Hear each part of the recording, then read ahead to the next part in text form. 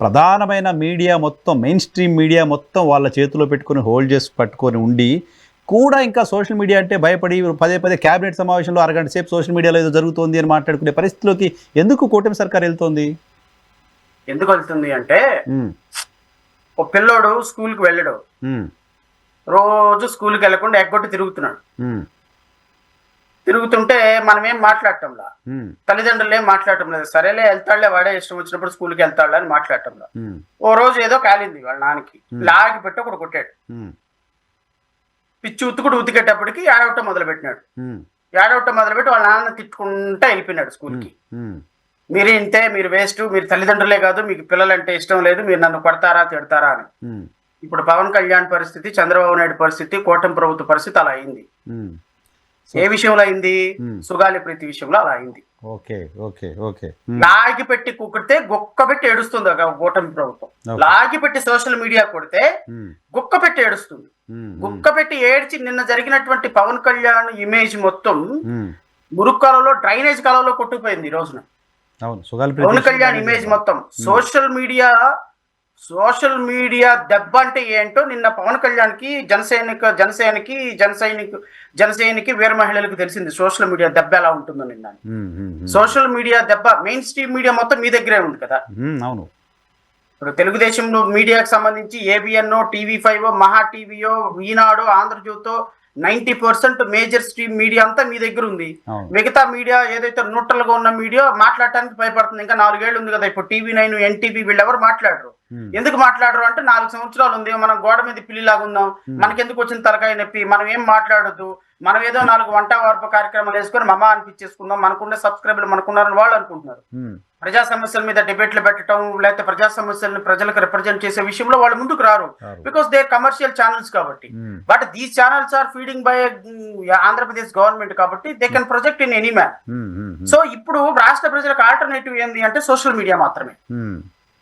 నిన్న పవన్ కళ్యాణ్ 2020-21లో సుగాలి ప్రీతి వాళ్ళ తల్లిని ఏ విధంగా దగ్గరకు తీసుకొని చెల్లెమ్మ అని మాట్లాడుతూ ఏ విధంగా సుగాలి ప్రీతి కేసుని ప్రపంచానికి పరిచయం చేస్తున్నానని చెప్పే విషయంలో రంకెలేసి గొడవలు పెట్టి అరిచి నిన్న వెంటనే ఆధారాలు లేవు, నన్ను ఏం చేయమంటారు? నేనేమన్నా వెళ్ళి ఇన్వెస్టిగేషన్ చేయాలా ఏంటి? డీజీపీని పిలిచాను, హోమ్ మినిస్టర్ని పిలిచాను, హోమ్ మినిస్టర్ సిబిసిఐడికి మంది, సిబిసిఐడి వాళ్ళ దగ్గరికి వెళ్తే ఆధారాలు లేవంటే డిఎన్ఏ మారిపోయింది అంటున్నారు. నేను ఇన్వెస్టిగేషన్ చేయాలా పోలీస్ ఆఫీసర్నా? నేను కాదు కదా. అయినా మీరందరూ ఎమ్మెల్యేలందరూ మీరు ఇక్కడ ఏం చేస్తున్నారు? Law and order home minister Chandrababu Naidu గారి దగ్గర ఉంది. రేపు అసెంబ్లీలో మాట్లాడండి. వివేకానంద రెడ్డి హత్య ఎందుకు జరిగింది మాట్లాడండి. సుగాలి ప్రీతి కేసు ఎందుకు జరిగిందో మాట్లాడండి. మీరు రేపు అసెంబ్లీలో మాట్లాడాలి. నేను మాట్లాడను. నేను ఉప ముఖ్యమంత్రి అయిపోయినా, నేను మాట్లాడాల్సిన సమయం అయిపోయింది, నా టైం ఓవర్. సో ఇప్పుడు నేను మాట్లాడను, నాకేం సంబంధం? హోమ్ మినిస్టర్ మాట్లాడాలి, మీ చీఫ్ మినిస్టర్ మాట్లాడాలి.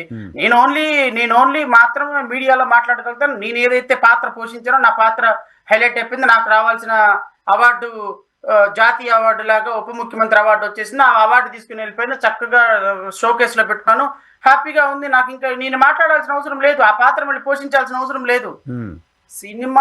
సినిమా స్క్రిప్ట్ ఏం సార్? నిజంగా నేను చెప్తున్నా, మీరు ఏమని అనుకోండి కానీ పవన్ కళ్యాణ్ జీవితం సినిమాకి ఈక్వల్ గా రిలేటెడ్ రోల్. రియల్ లైఫ్ కూడా నేను ఈ ఫేస్ ఆఫ్ సోషల్ మీడియా కారణంగానే బయటకు వచ్చింది.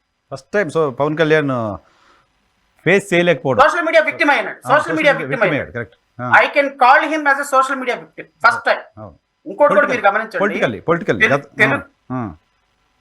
పొలిటికల్లీ అని మాకు పొలిటికల్లీ అవుతుంది. వాళ్ళేమి ఆడవాళ్ళు కాదు. వాళ్ళ ఫ్యామిలీని కొంతమంది అప్పుడు తెలుగుదేశం పార్టీ టార్గెట్ చేసి క్యాంపెయిన్ చేయడం, వాళ్ళ ఫ్యామిలీ బాధితులు అవడం వేరే. ఇప్పుడు ఆయన మీరు ఒకటి గమనించండి, తెలుగుదేశం పార్టీకి సంబంధించినటువంటి చిన్నపాటి ఈవెన్ మండల స్థాయి కార్యకర్త కూడా సుగాలి ప్రీతి అంశం గురించి మాట్లాడలేక, మండల స్థాయి కార్యకర్త కూడా వాళ్ళు దాని మీద స్టేట్మెంట్ ఇవ్వాల. ఎందుకు ఇవ్వలేదు తెలుసా? ఇది పవన్ కళ్యాణ్ ఇమేజ్ కి చాలా ఇబ్బంది కలుగుతుంది అన్న విషయం వాళ్ళకి పూర్తిగా తెలుసు. ఇది పవన్ కళ్యాణ్ భుజాన వేసుకున్న కేసు అన్న వాళ్ళకి పూర్తిగా తెలుసు. ఇది 19 ఆగస్టు 2017లో ఇది ఈ పాప మరణం మన ప్రభుత్వంలో ఉన్నప్పుడే జరిగిందన్న సంగతి వాళ్ళకి తెలుసు. 17/5/2018 అంటే మన ఈ మర్డర్ జరిగిన 9 నెలలకే ఛార్జ్ షీట్ కంప్లీట్ చేశామన్న సంగతి తెలుగుదేశం పార్టీ కార్యకర్తలకు తెలుసు, తెలుగుదేశం నాయకులకు తెలుసు. ఎక్కడ ఛార్జ్ షీట్ కంప్లీట్ చేశాము, ఏ ప్రభుత్వంలో పోలీస్ ఆఫీసర్లు డిఎన్ఏ మార్చేశారు, ఏ ప్రభుత్వంలో స్పెర్మ్ టెస్ట్ జరిగింది, ఏ ప్రభుత్వంలో పాపకు సంబంధించినటువంటి 6 స్లైడ్స్ మెడికల్ ఎగ్జామినేషన్ జరిగింది, ఏ ప్రభుత్వంలో ఫోరెన్సిక్ సైన్స్ ల్యాబొరేటరీ రిపోర్ట్ ఇచ్చింది, ఏ ప్రభుత్వంలో పోలీసులు ఛార్జ్ షీట్ ఫైల్ చేశారు, ఏ ప్రభుత్వంలో ఉన్నంగా కోర్టు దీన్ని కాగ్నిజెన్స్ తీసుకొని విచారణ మొదలుపెట్టింది. కంప్లీట్ గా జరగాల్సిన అనర్థం అంతా జరిగిపోయింది. తెలుగుదేశం పార్టీ సమయం తెలుగుదేశం పార్టీ అధికారంలో ఉన్న 2018 సంవత్సరం అన్న విషయం అందరికీ తెలుసు.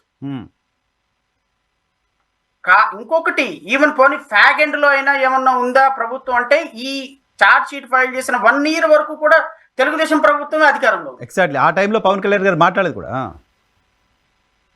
ఇన్సిడెంట్ జరిగిన ఆగస్టు దగ్గర నుంచి మే ఛార్జ్ షీట్ ఫైల్ చేసేంత వరకు తెలుగుదేశం పార్టీ, మళ్ళీ మే నుంచి మళ్ళీ మే వరకు కూడా తెలుగుదేశం పార్టీ అధికారంలో. సో ఒక సంవత్సరం 9 నెలలు అంటే 2 సంవత్సరాల పాటు తెలుగుదేశం పార్టీ అధికారంలో ఉండగా ఈ ఇన్సిడెంట్ జరిగింది. ఈ స్పెరం మారిపోయింది, డిఎన్ఏ మారిపోయింది, ఆధారాలు తారుమారైపోయినాయి, ఈ ఛార్జ్ షీట్ ఫైల్ అయింది, అంతా మన హయాంలో అని తెలుసు. అండ్ ఫైనల్ దీంట్లో ట్విస్ట్ ఏంటి అంటే, ఆ సందర్భంలో కర్నూలులో ప్రధానమైనటువంటి నాయకుల లిస్టు తీస్తే 1, 2, 3 కట్టమంచి రామలింగారెడ్డి నిందితులు ఉన్నారు. ఈ నిందితులు తెలుగుదేశం పార్టీలో ప్రధానమైనటువంటి, ఆ రోజున ప్రధాన పాత్ర పోషించేటువంటి వ్యక్తులు. అంటే ప్రధాన పాత్ర అంటే అర్థం ఏంటి, చంద్రబాబు నాయుడు గారు వస్తున్నారండి, ఇక్కడ మీటింగ్ పెట్టాలి, ఒక 5 కోట్లు ఖర్చు అవుతుంది అంటే, ఇదిగో 5 కోట్లు తీసుకుని వెళ్ళిపోయి, చెక్ తీసుకుని వెళ్ళిపోయి పెట్టవా అనే స్టేజ్ లో ఆ నిందితులు ఆ రోజున ఉన్నారు. తెలుగుదేశం పార్టీ అధినాయకుడికి, తెలుగుదేశం పార్టీ నాయకులకి తెలియకుండానే డిఎన్ఏ మార్చేశారా, పాప పోస్ట్ మార్టం రిపోర్ట్లు మార్చేశారా, మొత్తం నిందితులకి నెల రోజుల్లోపు బెయిల్ వచ్చేటువంటి చక్కని అవకాశాలను ఏర్పాటు చేశారా సార్? ఇవన్నీ కూడా ఈ రోజు మాట్లాడితే వాళ్ళకి మొత్తం తలకు చుట్టుకుంటాయి. పవన్ కళ్యాణ్ నిన్న మాట్లాడినటువంటి అంశాలు, నేనేం చేసేది డిఎన్ఏ మారిపోయింది, నేనేం చేసేది నేనేమన్నా ఇన్వెస్టిగేషన్ ఆఫీసర్నా, అయినా నువ్వు ఎస్టీ కాదంట కదా, నీ మొగుడికి డబ్బులు వచ్చినాయి అంట కదా, అధికారికంగా ఆ వ్యక్తి ఎవడైతే మాట్లాడాడో అధికారికంగా పార్టీ ఆఫీస్ లో జనసేన పార్టీ ఆఫీస్ లో అధికారికంగా రాష్ట్ర అధికార ప్రతినిధి హోదాలో నీ పార్టీ ఆఫీస్ లో ప్రెస్ మీట్ పెట్టి, నువ్వు ఎస్టీ కాదంట కదా, నువ్వు డబ్బులు తీసుకున్నావు కదా, నీ డబ్బులు నువ్వు రిటర్న్ ఇచ్చేసేయి అని మాట్లాడి, నువ్వు మాట్లాడావంటే నీ అంతు చూస్తామని చెప్పేటువంటి స్థాయికి బెదిరింపులు దిగారు అంటే కంప్లీట్ గా నెగిటివ్ అయిపోయింది సార్. ప్రజలు కంప్లీట్ గా నెగిటివ్ అయిపోయింది. ఈ నెగిటివిటీ కారణం ఏంటో చెప్పనా, మీడియా వాళ్ళ దగ్గర ఉంది, ప్రెస్ వాళ్ళ దగ్గర ఉంది, ప్రింట్ మీడియా వాళ్ళ దగ్గర ఉంది, మొత్తం మీడియా వాళ్ళ దగ్గర ఉంది. ఇన్ స్పైట్ ఆఫ్ దట్ ఇంత డ్యామేజ్ జరగడానికి కారణం ఏంటి అని ఆలోచన చేస్తే సోషల్ మీడియా. సో సోషల్ మీడియాని ఈ రోజు బ్యాన్ చేయాలి. సోషల్ మీడియాలో ఎవడైనా పోస్ట్ షేర్ చేస్తే వాడిని తీసుకెళ్లి లోపలేయాలి.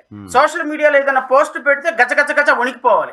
పవన్ కళ్యాణ్ మీద గారు పోస్ట్ పెడితే వణికిపోవాలి, చంద్రబాబు నాయుడు గారి మీద పోస్ట్ పెడితే వణికిపోవాలి, నారా లోకేష్ గారి మీద పోస్ట్ పెడితే వణికిపోవాలి. వీళ్ళు మాత్రం ఐటీడీపీ మీడియాతో ఎన్ని వేల మంది మీదైనా దాడి చేయొచ్చు, వాళ్ళ మీద కేసులు ఉండవు. ఎందుకుండవు? మన అచ్చెన్నాయుడు గారు చెప్పినట్టుగా ₹10 బిళ్ళ రూపాయి బిళ్ళ పెట్టుకుని తెలుగుదేశం బిళ్ళ ఎక్కడ పెట్టుకుని ఆ పోలీస్ స్టేషన్కి వెళ్తే తెలుగుదేశం బిళ్ళ కనపడిద్దా, సార్ నో కేసు, మీరు వెళ్ళిపోండి అనాలి కదా. సో కాబట్టి సోషల్ మీడియా ఈ రోజు వాళ్ళకి చేదు అవుతుంది సార్. సోషల్ మీడియా ఖచ్చితంగా చేంజ్ అవుతుంది, అందులో డౌట్ ఏమైనా ఉందా మీకు? సో సోషల్ మీడియా మీద రేపొద్దున ఏ విధమైనటువంటి చట్టం చేసినా సోషల్ మీడియా కంట్రోల్ చేయాలని చేసేటువంటి ప్రయత్నం ఏంటి అంటే, గత 15 రోజుల నుంచి సుగాలి ప్రీతి అనే పాప మరణం మీద జరిగినటువంటి పెద్ద ఒక ఫోర్స్, సోషల్ మీడియా ఫోర్స్ ఈ రోజు సిబిఐకి వాళ్ళు ఇవ్వటానికి ఒకే ఒక కారణం, బికాస్ ఆఫ్ సోషల్ మీడియా.